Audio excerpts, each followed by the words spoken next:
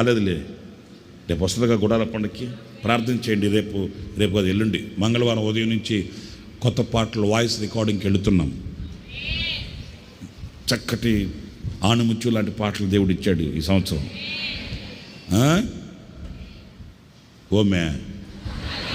ఓమే కాదు,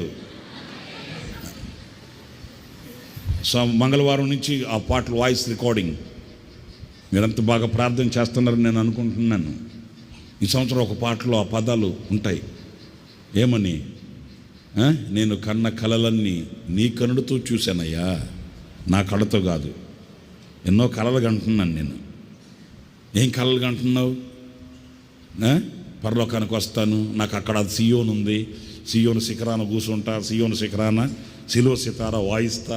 ఇవన్నీ కళ్ళే. ఈ కళల్ని నేను నా కళ్ళుతో చూడట్లే. నా కనులతో చూస్తే ఇంపాసిబుల్, జరగవు ఇవన్నీ. నేను కన్న కళలన్నీ నీ కనులతో చూస్తున్నా. ఎందుకనంటే నీ కనులతో చూసే ఆత్మ అభిషేకాన్ని నేను పొందుకున్నా. ఈ ఆత్మ అభిషేకం నేను పొందుకున్నాను కనుక నీ దృష్టితో నా కళలను చూస్తున్నా. ఈ కళలు పండుతాయని, ఈ కళలు ఫలిస్తాయని, ఈ కళల సౌధం నేను అనుభవిస్తానని. ఇవన్నీ స్పిరిచువల్ స్టేటస్, అంటే ఆత్మ సంబంధమైన స్థితి కలిగిన వ్యక్తికి అందే వరాలు ఇవన్నీ.